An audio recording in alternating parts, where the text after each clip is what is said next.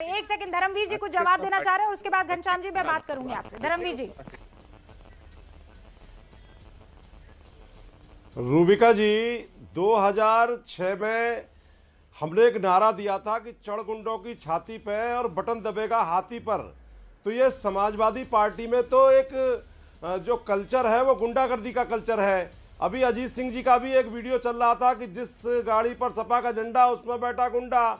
और ये तो जब अखिलेश यादव जी शपथ लेते हैं तो उसी दिन अपना टेलर दिखा देते हैं कि ये गुंडागर्दी किस तरीके की चलेगी मंच से। आज ये कोई नई बात नहीं है, लेकिन नई बात क्या है इसमें रूबिका जी, ये समझने वाली बात है। ये जो बीजेपी और समाजवादी पार्टी हैं, ये दोनों दंगाई पार्टी हैं और ये दोनों जो है लोगों को टोपी पहना करके दंगा करा करके ये सत्ता की लड़ाई लड़ रहे हैं। ये सत्ता के लिए इतने लालायित और लालसा पाले हुए हैं कि कोई आदमी मरे मर जाए, दंगा होता हो जाए, जनता जो है कहीं भी जाए, लेकिन इनकी सत्ता नहीं छूटनी चाहिए। और जनता इन दोनों पार्टियों को नकार चुकी है। इनकी सत्ता नहीं छूटनी चाहिए तो आपने सत्ता छोड़ दी थी क्या? राज तो आप क्यों, आप जिनको आज गुंडा राज कह रहे हैं, आप जिनको गुंडों की पार्टी कह रहे हैं, उनके साथ गए थे कि नहीं गए थे? आप सत्ता ही की लालच में पहुंचे थे कि नहीं पहुंचे थे धर्मवीर जी?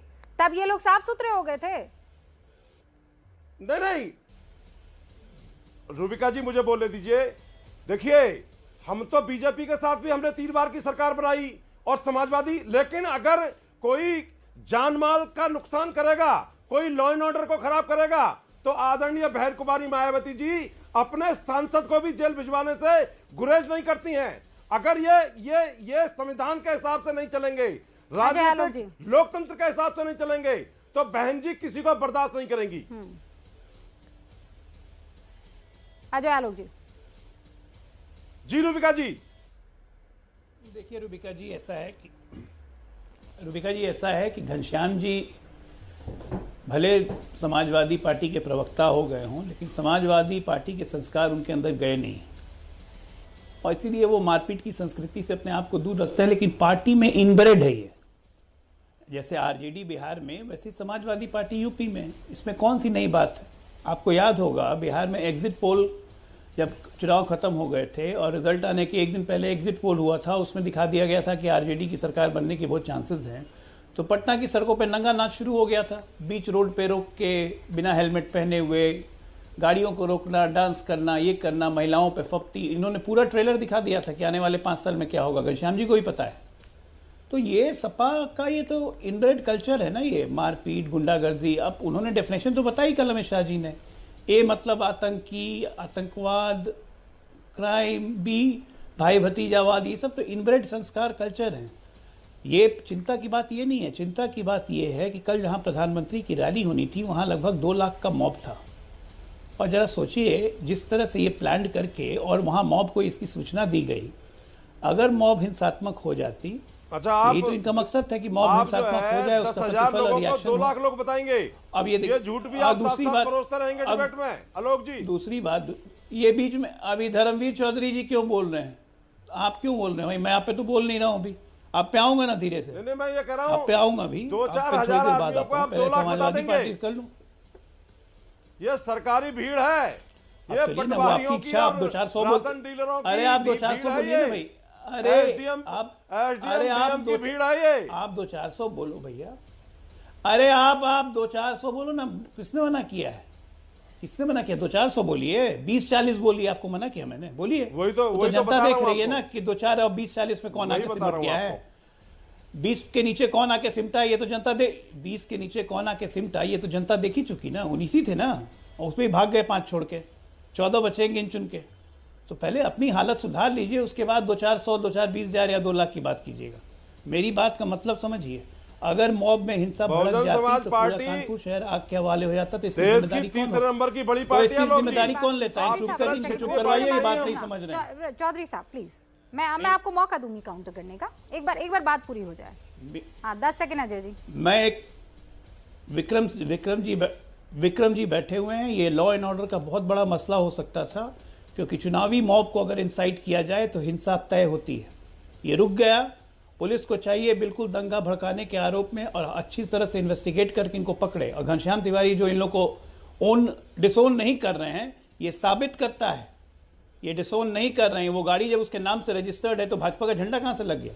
और खुद ही गाड़ी तोड़ रहे हैं, मैसेज भिजवा रहे हैं सोशल मीडिया के तहत। ये तो प्लान कॉन्स्पिरेसी है। पुलिस जांच करेगी, 5 लोग अरेस्ट हो चुके हैं। अंकुर पटेल के फेसबुक अकाउंट पर पहुंची और अंकुर पटेल के फेसबुक अकाउंट पर कुछ कुछ ऐसी तस्वीरें हैं जहां पर एक रैली हो रही है। वो ये बता रहे हैं कि अमित शाह की रैली है और अमित शाह की रैली में वो भाजपा का झंडा पकड़े हुए खड़े हैं और उसके बाद ये बता रहे हैं कि हैं हम भैया के, लेकिन यहाँ पहुंचे हैं अमित शाह की रैली में, नारेबाजी होगी अखिलेश जी के हक में। तो आप समझ रहे हैं ये जो अंकुर पटेल है अपने फेसबुक के जरिए लगातार इस तरीके के पोस्ट करता रहा है। विक्रम सिंह जी, ये प्रयोग रूबिका जी ये प्रयोग बिहार में किया जा चुका है। नीतीश जी के रैली में अक्सर आरजेडी के लोग आके नारा लगाने लगते थे, वही प्रयोग यूपी में हो रहा है। ये बहुत खतरनाक है। एक ही कोशिश रहती है कि वो रैली को डिस्टर्ब करो, वहां पे लोग हिंसात्मक हो जाएं। ये बहुत खतरनाक है। ये तो पिछली बार भी हमने कहा था। मतलब और चूंकि विक्रम सिंह सरकार से उनका जो फ्रेम है वो फ्रीज हो गया है। सरकार वहां पे धर्मवीर जी एक सेकंड रुकिए, मैं आती हूं आपके पास। जवाब देना चाहता हूं। विशाल मिश्रा पहले अपना ओपनिंग रिमार्क दे दे धर्मवीर जी, उसके बाद आप बात कीजिएगा। विशाल जी, मैं यहाँ कोई पार्टी अभी नहीं सोच रही हूँ, मैं सिर्फ ये सोच रही हूँ जिस तरीके का माहौल है। धर्मवीर जी सुनिए ना प्लीज, ये बहुत सीरियस मामला है कि लाल टोपी समाजवादी पार्टी की टोपी पहने कुछ लड़के हाथ में डंडा वगैरह लिए, गाड़ी वहां पर खड़ी है और उस गाड़ी पर बैनर लगा हुआ है या पोस्टर लगा हुआ है बीजेपी का, तोड़फोड़ मच रही है। मान लीजिए उस रैली में जाने वाले जितने भी लोग थे, और मैं फर्ज कर रही हूँ कि वो बीजेपी सपोर्टर्स होंगे, अगर वो ये देखते कि अरे एक भाई अपना फंसा हुआ है यहाँ पर, वो नीचे उतर जाते। और अगर मान लीजिए ऐसी कोई स्थिति आ जाती जिसको आप कंट्रोल नहीं कर पाते तो फिर क्या होता? इस चीज को हमें समझना होगा। विशाल मिश्रा जी, देखिए रूबिका जी, वोट की राजनीति और अवसरवादिता ने वर्तमान राजनीति को इतना संकुचित कर दिया है कि लोगों की जान को तो किसी की परवाह ही नहीं। रही बात समाजवादी पार्टी की, तो इनका तो इतिहास रहा है। आप याद करिए रूबिका जी, किस तरीके से इनके पिछले कार्यकाल में 134 दंगे हुए थे, छोटे से लेके बड़े तक सांप्रदायिक। किस तरीके से ये हिंसा को भड़काते हैं, देखिए ना। अब कुछ बचा है, किसने साफ गोई से घनश्याम जी उसको डिसोन कर रहे हैं। पहले तो आप चीजों को जो है, अगर ये बताइए कि जब आप अभी जो बता रही है फेसबुक अकाउंट, ये कौन सी मानसिकता है कि हाथ में झंडा है, हम बीजेपी की रैली में जाएंगे, उकसाएंगे। अगर यही चीज रिवर्स हो जाती जैसा आप कह रही हैं, तो सारा ब्लेम बीजेपी पर आता कि देखिए दंगे भड़क गए इनकी रैली में। जो ये करना चाह रहे हैं, वोट निकलता है, नोट निकलता है तो उससे अपना पल्ला झाड़ लेते हैं। हमारा कोई लेना देना नहीं है, वो भारतीय जनता पार्टी का है। ईडी का रेड क्यों है? आप ही के शो पर इनके प्रवक्ता बोल रहे थे और हम थे कि हमारे पीछे लगा दिया गया है, चुनाव है। भूल जाते हैं आय से अधिक संपत्ति का मामला कब से चल रहा है? जब से इन्होंने कांग्रेस सरकार को समर्थन दिया था तब से चल रहा है। कोई आज बीजेपी ने चलवा दिया है क्या? सवाल उठाए हैं। अब घनश्याम तिवारी को हमें थोड़ा मौका देना चाहिए बात रखने का। घनश्याम तिवारी जी, क्या इसको अंदर वाली आपकी फीलिंग क्या ये है, लड़के हैं, लड़कों से गलती हो जाती है? ऐसी कौन सी नौकरी करते हैं भाई? ऐसा कौन सा बिजनेस है? इनके नेता आजम खान को कोर्ट से फटकार पड़ती है तब माफी मांगते हैं। ठीक है मिश्रा जी, जवाब लेने दीजिए। हाँ मिश्रा जी, जवाब लेने दीजिए। घनश्याम तिवारी, अभी मिश्रा जी ने कहा कि उत्तर प्रदेश में दंगे समाप्त हो गए हैं। एनसीआरबी की रिपोर्ट कहती है कि 6126 केसेस ऑफ राइट्स। रिपोर्ट की छोड़िए, बीच में क्यों बोल रहे हैं आप? बीच में क्यों बोल रहे हैं? अब आप अपनी बात का जवाब नहीं जवाब देने दीजिए। घनश्याम तिवारी को जवाब देने, मिश्रा जी जवाब देने दीजिए। हाँ, उन्होंने अपनी बारी का इंतजार किया, हमें सम्मान उन्हें पूरा जवाब देने का मौका देना चाहिए। हाँ, एनसीआरबी का आंकड़ा कहता है उत्तर प्रदेश में 2020 में 6126 केसेस दंगों के रजिस्टर किए गए। और वहीं पर प्रधानमंत्री हो या मिश्रा जी हो या योगी आदित्यनाथ हो, कहते हैं उत्तर प्रदेश में कोई दंगा नहीं हुआ। चाहे वो बुलंदशहर का मामला हो जहां पे एक इंस्पेक्टर को भारतीय जनता पार्टी के कार्यकर्ताओं ने लिंच किया हो, या उत्तर प्रदेश के तमाम मामले हो, उत्तर प्रदेश में भारतीय जनता पार्टी की सरकार अत्याचार और दंगा की पर्याय है।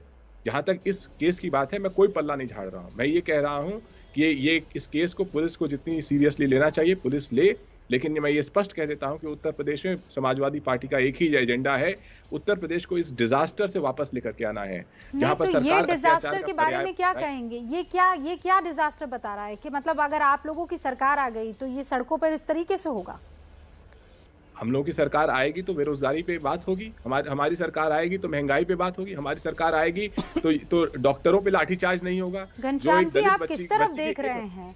लाल टोपी पहने ये छात्र, ये यूथ कुछ और करने की कोशिश कर रहे हैं और आप इनका बचाव करते हुए कहीं और किसी और दिशा में हमें ले जाने की कोशिश कर रहे हैं। इनको कंडेम कीजिए और सीधे तौर पर कंडेम कीजिए, नाम लेकर कंडेम कीजिए, तब तो लगेगा कि आप वो पुराने वाले नहीं हैं, अब नए रूप और रंग में दिख रहे हैं। आपका एजेंडा अब कुछ और है।